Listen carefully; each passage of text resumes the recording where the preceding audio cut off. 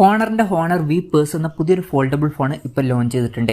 Interesting ആയിട്ടുള്ള ഒരു smart ഫോണാണ്. എടുത്തു പറയേണ്ട പല കാര്യങ്ങളും വരുന്നുണ്ട്. സാധാരണ ഇപ്പം വരുന്ന ഫോൾഡബിൾ ഫോൺസ് ഒക്കെ ഇൻവേർഡ് ഫോൾഡിംഗ് ഫോൺസ് ആണ്. പക്ഷേ ഈ ഒരു ഫോൺ അങ്ങനെയല്ല, ഇതൊരു ഔട്ട്വേർഡ് ഫോൾഡിംഗ് ഫോൾഡബിൾ ഫോണാണ്. എന്തായാലും ഈ ഒരു വീഡിയോയിൽ നമ്മൾ നോക്കാൻ പോകുന്നത് ഹോണർ വി പേഴ്സ് എന്ന ഫോൾഡബിൾ ഫോണിനെ പറ്റിയിട്ടാണ്.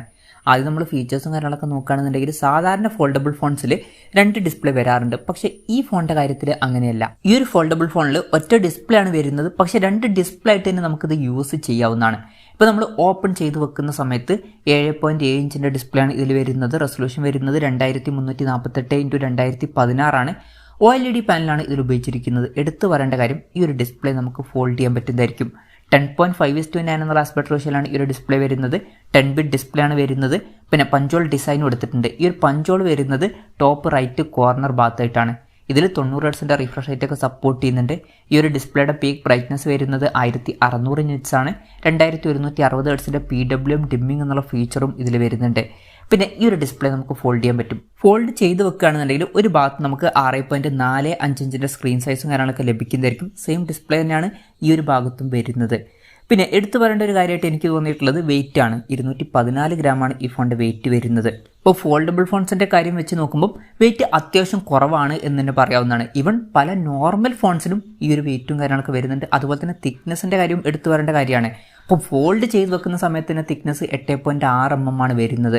ഇപ്പോൾ നോർമൽ ഫോൺസിൻ്റെ ഒരു തിക്നെസ് ആണ് ഈ ഒരു തിക്നെസ്. ആ ഒരു ടൈമിലാണ് ഒരു ഫോൾഡബിൾ ഫോണിൽ ഫോൾഡ് ചെയ്ത് വെക്കുന്ന സമയത്ത് ആ ഒരു തിക്നെസ് നമുക്ക് ലഭിക്കുന്നത്. അപ്പം ഓപ്പൺ ചെയ്ത് വെക്കുന്ന സമയത്ത് തിക്നെസ് 4.3 mm മാത്രമാണ് വരുന്നത്.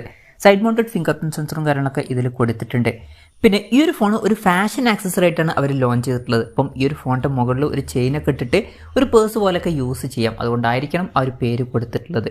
ഇനി പ്രോസസ്സറിൻ്റെ കാര്യത്തിലോട്ട് വരികയാണെന്നുണ്ടെങ്കിൽ സ്നാപ്ഡ്രാഗൺ 778G എന്ന പ്രോസസ്സർ ഈ ഫോണിൽ കൊടുത്തിട്ടുണ്ട്. ഇത് ഇറക്കേടില്ലാത്ത ഒരു mid range upper mid range സെഗ്മെൻറ്റിൽ വരുന്ന ഒരു പ്രോസസ്സറാണ്. ഈ ഒരു ഫോൺ 69,700 രൂപ പ്രൈസ് റേഞ്ചിലാണ് വരുന്നത്. ആ ഒരു പ്രൈസ് റേഞ്ചിൽ ബെസ്റ്റ് എന്ന് പറയാൻ പറ്റിയിട്ടുള്ള ഒരു പ്രോസസ്സറൊന്നുമല്ല. പക്ഷേ ഫോൾഡബിൾ ഫോണാണ്. പ്രൈസ് കുറയ്ക്കണം എന്നുണ്ടെങ്കിൽ പ്രോസസ്സറിൻ്റെ കാര്യത്തിൽ എന്തെങ്കിലുമൊക്കെ കോംപ്രമൈസും കാര്യങ്ങളൊക്കെ വരുത്തേണ്ടി വരും. എന്തായാലും തിരക്കില്ലാത്തൊരു പ്രോസസ്സറാണ്. പിന്നെ 5G സപ്പോർട്ടും കാര്യങ്ങളൊക്കെ ഇതിൽ വരുന്നുണ്ട്. ഈ ഫോണിൻ്റെ ബേസ് വേരിയൻറ്റിൽ തന്നെ 16 GB റാം കൊടുത്തിട്ടുണ്ട്.